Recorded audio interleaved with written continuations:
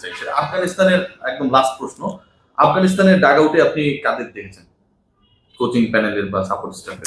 আমি এটা বলতে ফেলতে মনে করে বলেন না, একটু মনে করতে আমি ওই যেটা বলছিলাম যে আমি দেখেছেন নিশ্চয়ই। হ্যাঁ আমি ইংল্যান্ডের তো অনেক গ্রেট প্লেয়ার আছে। ইংল্যান্ডের ওখানে কাকে দেখেছেন? পোলার্ডকে নিশ্চয়ই দেখেছেন। আমি কিরণ পোলার্ডকে দেখলাম। ইংল্যান্ডের ড্রেসিং রুমে এত বড় একটা দল, যারা বিশ্বসেরা দল। ইংল্যান্ড পারেনি সেটা অন্য কথা, কিন্তু বিশ্বসেরা দল, world cup champion, T20 champion, সবই চ্যাম্পিয়ন। আর ডিজে ব্রাভো যারা আফগানিস্তান টিম, আমি ইংল্যান্ডের কথা বাদ দিলাম, ওরা অনেক প্ল্যানিং করে, অনেক বুদ্ধি থাকতে পারে, ক্রিকেট হিস্ট্রি ওদের অনেক বড়। আফগানিস্তানের ক্রিকেট হিস্ট্রি তো আমাদের থেকে বড় না। তারা কত সুদূর প্রসারে একটা চিন্তা করেছে দেখেন, যে তারা কাকে নিছে তাদের বোলিং কোচ হিসেবে ডিজে ব্রাভোকে। ডিজে ব্রাভোটা কে? সে এই ফরম্যাটের হাইস্ট উইকেট টেকার, যে ওয়েস্ট ইন্ডিজের প্লেয়ার, যে ওই মাঠগুলাতে বোলিং করে জানে, যে এক্সপিরিয়েন্স তার, জানে কি বোলিং করতে হবে। এবং তার একটা প্রমাণ আমি আপনাকে দিই। অস্ট্রেলিয়া এবং আফগানিস্তানের লাস্ট ওভার বল চলছে, জাম্পা ব্যাটিং করছে উইথ মনে হয় যে হ্যাজেলউডের সাথে। লাস্ট ওভার ওমর জাই বল করলো, ফার্স্ট বল, শর্ট বল, 6 মারলো জাম্পা। আমি দেখলাম সাথে সাথে ক্যামেরা গেল ডিজে ব্রাভো ঠিক দড়ির পাশে দাঁড়িয়ে বলতেছে পেস অফ, মুখ দিয়ে আমি যতটুকু বুঝলাম, হ্যাঁ পেস অফ করতে বললো, বলে স্লোয়ার মারলো, আউট হলো এবং লং অনে ক্যাচ, এবং আফগানিস্তান জিতে গেল, হিস্ট্রি হইলো। আমার কথা হচ্ছে যে এই এক্সপিরিয়েন্স আমি তো রূপের মধ্যে না দেখি না, এবং আমাদের অনেক সময় ইনফরমেশন যাইতেও অনেক প্রবলেম হয় আসলে, এটা আমি আগেও দেখছি। আমি যতক্ষণ থাকা অবস্থায় অনেক কোচিং প্যানেলের সাথে আমি যেমন এক্সাইটেড হয়ে যেতাম, আমি মাঠের বাদে না পারি, ওরা রিজার্ভ, আমি চিল্লাইতাম, তো হোয়াট ইউ ডুইং, ছেলেরা তো ভুল করতে পারে। তো আমার কথা অনেক সময় কি হয়, ছেলেরা যখন আন্ডার প্রেশার থাকে তখন একটা ইনফরমেশন যেতে পারে, কারণ আপনি তখন অনেক প্রেশারটা কি জিনিস, এটা যারা না খেলে তারা বুঝবে না what is international cricket pressure. আমি দর্শক হিসাবে অনেক কিছু বলতে পারি, এইভাবে বল করলো না কেন, এইভাবে মারলো না কেন, ভাই pressure is different, something very unique. আপনি যখন এই ব্যাট হাতে 140 সামনে দাঁড়াবেন, ইটস ভেরি ডিফিকাল্ট। এটা মানুষ সহজে বুঝে। আপনি যখন ওই চায়না ম্যানের সামনে দাঁড়াবেন, এইদিক ঘুরবে না এইদিক ঘুরবে, তো ইটস ভেরি ডিফিকাল্ট ভাই। তো আপনাকে ওই রকমই বলতে হবে যে আপনি ওই প্রেশারে যখন ছেলেরা খেলে, যখন আপনার লাস্ট ওভারে 16 রান দরকার, আর ইউর ব্যাটিং, আপনি অনেক সময় ভুল করতেই পারেন। আপনি সোজা বল ক্রস মেরে বোল হইতেছে না, আমি জানি না দেওয়া যায় কি জানা, বাট আমি যতদিন বাংলাদেশ টিমের ড্রেসিং রুমে ছিলাম অ্যাজ এ টিম ডিরেক্টর, আমি তো সবসময় বলছি আই ওয়াজ ভেরি অফ। আমি কথাই, কোনো ইনফরমেশন আমার পক্ষে দেওয়া সম্ভব ছিল না, আমি বলিও নেই।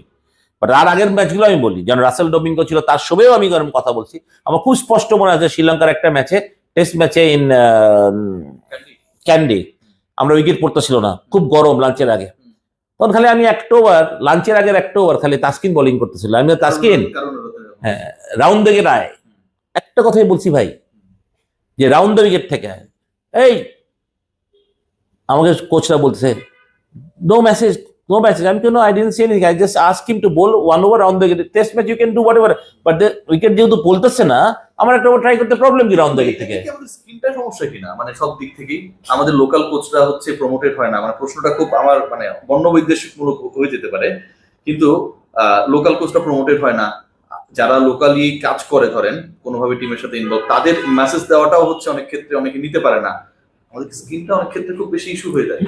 জানি না, তাও তো মানে আমি আসলে ওইভাবে বলবো না, আমি বলবো যে ফিলসফি ইজ ডিফারেন্ট হয় আর মানুষের, মানে আজকে তোমার ফিলসফির সাথে আমার ফিলসফি কোনোভাবেই মিলবে না, ঠিক না? তুমি একভাবে চিন্তা করো, হওয়া উচিত, বাট তুমি একভাবে চিন্তা করো, তোমার প্ল্যানিং একরকম, তুমি হয়তো বা এখান থেকে ধানমন্ডি যাওয়ার তোমার একটা চিন্তা আছে, তুমি কোন রাস্তায় যাবা, আমারও তোমার ডিফারেন্ট চিন্তা থাকতেও পারে, এটা হইতেই পারে, কোচ টু কোচ ভ্যারি করে, সেটা ঠিক আছে।